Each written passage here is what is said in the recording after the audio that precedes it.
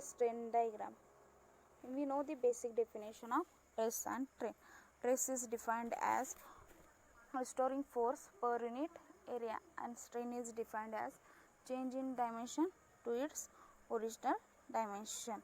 The relationship between stress and strain is studied by plotting a graph for various values of stress and strain is known as stress strain diagram. Along the x-axis we take strain, and along the y-axis we take as stress. On this diagram, or in this diagram, we have to understand stress strain diagram. In that, how the material is react when increasing stress and strain, how the material is behaves, certain goes on increasing force. On that time we will see elasticity of that material. For this stress strain diagram, we consider one material, we applying stress, then stress and strain goes on increasing, then material is behaves in different points. Let us see one by one. Point O, A, B, C, D.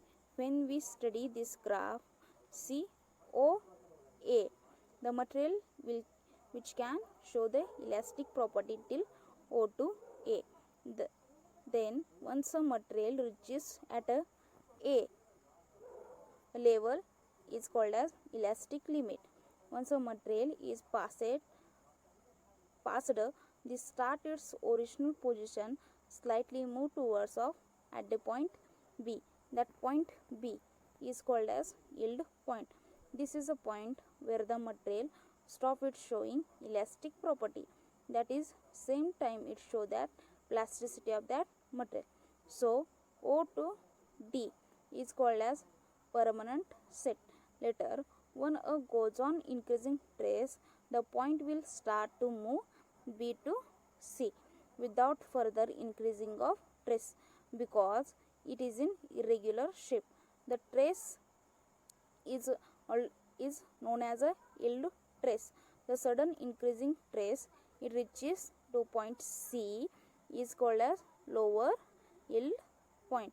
The point C is called as lower yield point. Once it start to move C to D, as we increasing the trace, that material start to show a plastic property. If we change the shape and size of that material, we will remain like only when that material start to show when apply that much of trace, when it is converts elastic to plastic property. So CD is called as plastic regions.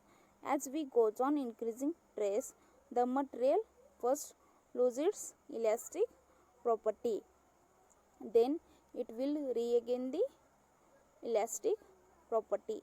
The material will start decreases its thickness, but without change in value.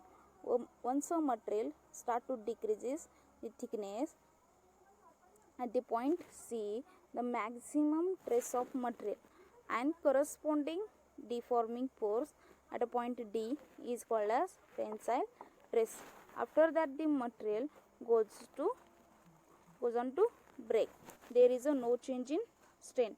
Ultimate it break under the area. The curve A, B, C, D, that is known as work done per unit volume. This is a stress strain diagram. In above figure, it is show that, or it is say that how that material is behaves and how the material changes its property when stress and strain goes on increasing.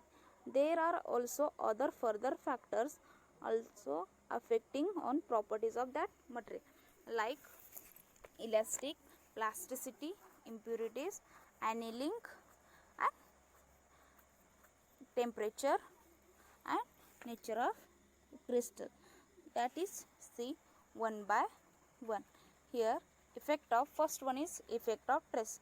When a material is subjected to low number of cycles of a stresses, it loses its elastic property even within the elastic limit. There the working stress on the material should be kept lower than the ultimate tensile strength, and the shape fact. Here we discuss or we known as apply the force within the elastic limit, then it's come its original or regain its shape and size. When we apply the force is increases, then it's breakdown, it is the effect of stress. Then annealing. Here annealing is also known as the heat treatment. Increasing temperature of that material, then cooling certain time of that material, so that there is change in material. Due to that reason material goes to harden, so that material is lose its elasticity.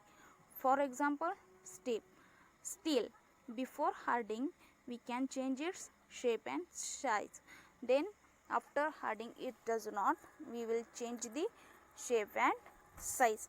Then third one is effect of temperature. Here increasing the temperature of the material, that is elastic property of material. For example, rubber, when we increasing temperature of rubber, the rubber loses its elastic property. Then last one is effect of temperature. The addition of impurities product variation in elastic property of the materials. The increases or decreasing of elasticity depends upon the type of impurities added to it. If impurities added is more elastic than material, the elasticity of material is increasing, vice versa. Here we already know that the impurities adding is depends upon that material. When we add the impurities more, that is increasing its impurity, then when we decreases the impurity, then material is loses elastic property. Then last one is E, that is nature of crystal. Elasticity of material depends on the crystalline, the nature of the material, such as single crystal or polycrystals. Single crystals are more elastic than polycrystal due to presence of gain in polycrystal. Here polycrystals means two or more crystals, and the single crystals having the more elastic property than plastic property. These are the factors affecting of elasticity.